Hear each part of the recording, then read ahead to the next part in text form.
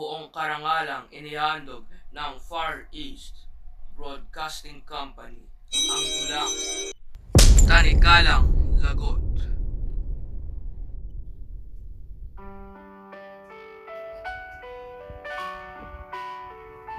Mapalad ang mga taong tumatanggap ng pangaral.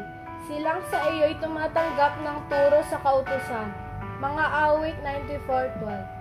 Ako po si Leona, kasalukuyang naninirahan dito po sa probinsya ng Bulacan. Kung papaano po ako hinangan ng ating Panginoong Hesus sa lusak ng kasalanan, ang siya ko pong ibabahagi rito po sa Tanikalang Lagot. Ganito po iyon.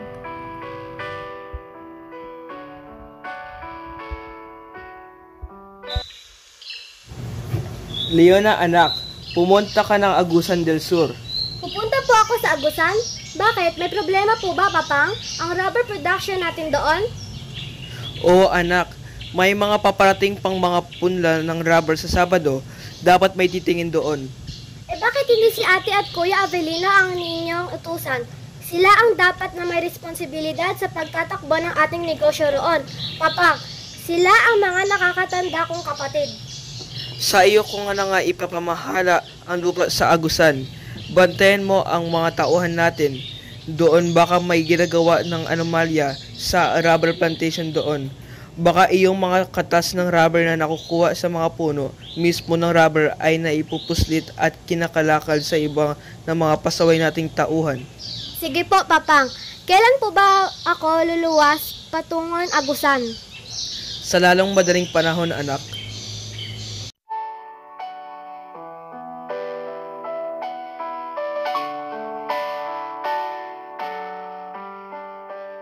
Papang, talaga pong sa akin ang single na motorbike na ito? Oo anak, di ba hiningi mo sa akin yan, kaya ibinili kita. Ingat ka lang sa pagmumotor. Opo, Papang. Salamat po, Papang. Ikaw, Dionisio, sinusunod mo palagi ang luho ni Leona, kaya lumalaking sutil ang anak mo eh. Tiyak palagi na iyang kasama ng barkada niyang mga di-motor dito sa atin. Nako naman, Jovencia, hayaan mo nang maging masaya ang anak natin. Mamang, tara po, angkas ko kayo. Ipapasyal ko po kayo para di na po kayo magalit sa akin. Hindi ko sagot ang pambayad mo ng ospital. Kapag naaksidente ka, Amazona. Magandang Amazona, Mamang. Tignan ko lang kung iyang mukha mo ang masisira sa iyong pagmumotor. Tumigil ka na, Jovencia, sa iyong pagsasalta. Baka mapahamak ang iyong anak. Hayaan mo siya sa kanyang hilig. Minsan lang maging dalaga ang isang babae. Kapag may asawa na yan, ay manatali na sa bahay. Kaya hanggat dalaga pa ang anak mo, pabayaan mo siyang magsaya sa kanyang pagkadalaga. Tumutulong siya sa ating negosyo. Di na mo siya tamad. Dapat nga kayong magsamang mag-ama. Pareho ang takbo ng inyong mga utak. Si Mamang talaga super sungit. Palibasa may pagkakastila.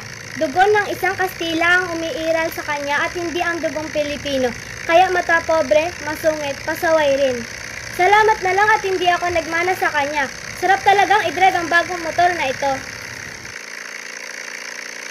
Leona, paspasan natin ng matutulin ang mga kasamahan natin. Tayo na lang ang naiiwan sa pagpapatakbo ng motor. Sayang motor mo, bago pa naman. Gusto nilang pasiklaban ko sila sa pagmumotor? Itutodo ko na itong silyador.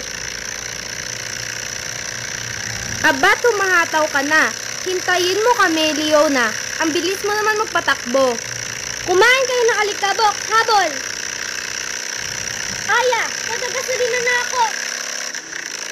Leona! Pa! Sasasat ako sa buhanginan! Ah! Leona, buhay ka pa ba? Leona!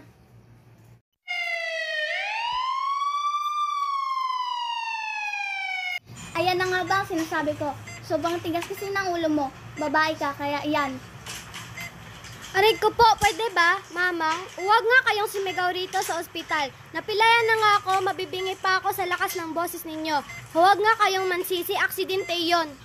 Paano hindi ka maaksidente? Sa tulin mo ba namang magpatakbo ng motor? Sumbong ni Aya. Para bang dalawa ang buhay mo? Kaya ayan, tuloy ang nangyari sa iyo. Mabuti na lang at dito ka namin pinulot sa ospital at hindi ka sa morgue. Pasaway kang babae ka.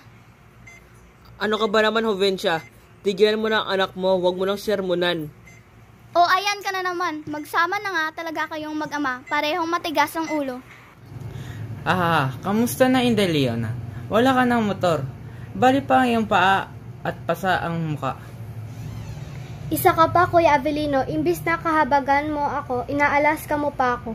Huwag kang mag-alala, kagaling rin ako, at makapagmumotor pa ako. Makikita mo, aksidente lang ito, Dudong. Pero wala ka ng motor. Kasi ibinintan na ni Mother ang iyong motor. Kababatak lang kanina. Ano? Bakit ibinenta ni Mamang? Motor ko iyon. Si Papang di ba inawat si Mamang? Kailan ba umura si Papang kay Mamang? Kailan mo ba nakita na sunod sa bahay si Papang? Di ba palagi namang si Mamang ang nasusunod? Kaya sorry ka na lang, Inday Leona.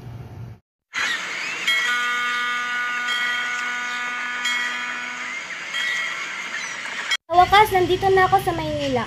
Mabuti na itong nagpakalayo-layo na ako. Dito sarili ko lang ang buhay ko. Wala nang mamang na makikialam kapag may magandang nangyari sa buhay ko. Tsaka na ako babalik sa Agustin del Sur. Papakita ko kay mamang na kaya kong mamuhay na wala sila ni Papa sa aking tabi. Kanila na ang yaman nila. Sa akin ang kalayaan ko.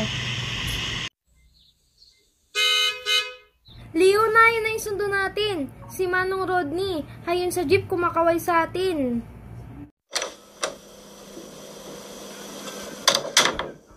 Tuloy ka, Leona. Maupo ka. Mr. Tan, bakit po ninyo ako pinatawag? May nagawa po ba akong mali sa trabaho ko? Pagpasensyahan nyo na po ako. Bigyan po ninyo ako ng isa pang pagkakataon. No. Wala akong nakakitang problema sa iyong pagtrabaho rito sa aking kumpanya. Mabilis kang matuto at masipag ka. Kaya gusto ko ikaw na ang kumuha ng 2 shift. Po, Mr. Tan? Wala kayong reklamo sa aking trabaho? Salamat po. Sige po, payag po ako.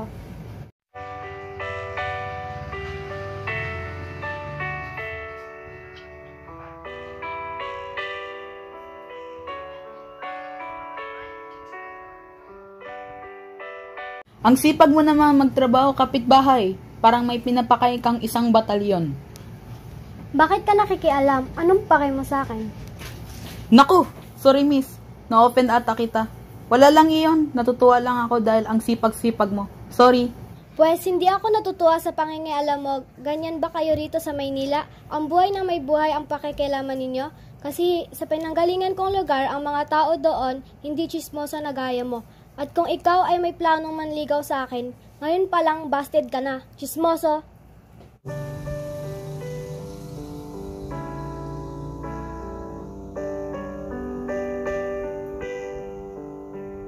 Ikaw talaga, Leona. Hanggang dito sa Maynila, dala mo pa rin ang pagkasutil mo. Kawawa naman itong tao. Pinahiya mo. Di bale, sana kung walang nakarinig, nandun pa naman yung guard. Tumigil ka na nga riyan, Aya. Ano bang pinakain sa iyo ng pakilamerong iyon at kibait-bait mo sa kanya? Huwag mong sabihin may pagtingin ka sa lokong iyon. Wala. Kung may gusto man ako sa kanya, di ako papansinin nun. Ikaw ang gusto nun. Nagpapalakad nga siya sa akin, mabait naman iyong tao at binata. Bagay kayo, dalaga ka naman. Alam mo, kakailanganin mong pagmamahal ni Zosimo dahil nag-iisa ka lang dito sa Maynila.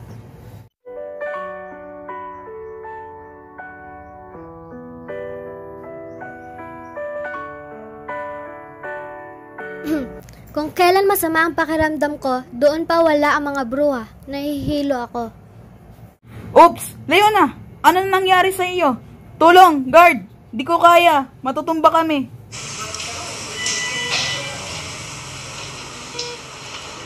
Salamat sa tulong mo at nasalong mo ako, Zosimo. Hindi ka nagalit sa akin, Leona? Mabuti at nandoon ako kasunod mo. Kung nagkataon sa lupa ka babagsak, alam mo bang inadya talaga ito ng tadhana na sa mga bisig ko ikaw bumagsak?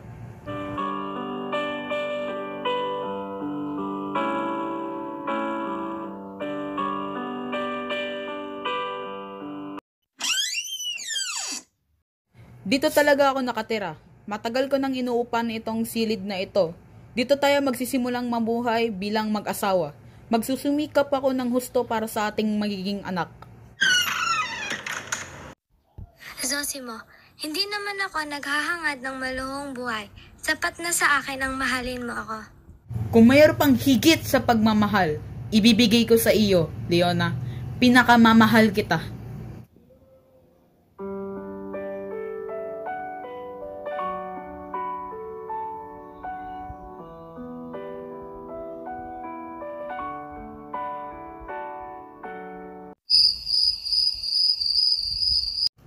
Ano bang nangyari sa'yo, tao ka? At masama pala ang pakiramdam mo. Nagtrabaho ka pa. Sayang rin kasi ang kikitain ko. Leona, pambili rin ito ng gatas ng anak natin. Meron pa naman akong para doon. Sana magpahinga ka naman, baka ikaw naman ang mapano. Pwede namang ang gatasin ni Bingbing. Si Dudong naman kanin na ang kinakain. Leona, huwag kang mag-alala. Gagaling ako. Pangako ko sa iyo, gagaling ako.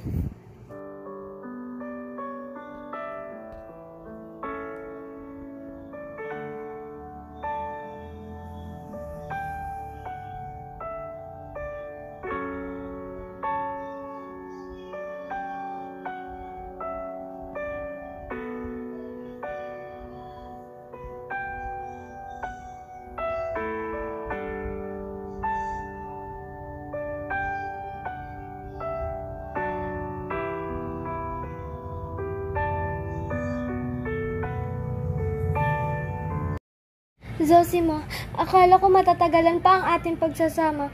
Sabi mo sa akin gusto mo pa makita ang apo mo kay Dudong. At gusto mo pang makita na kinakasal si Bingbing. Pero bakit iniwan mo na kami? Paano na kami ng mga bata ngayon? Wala ka na, Zosimo?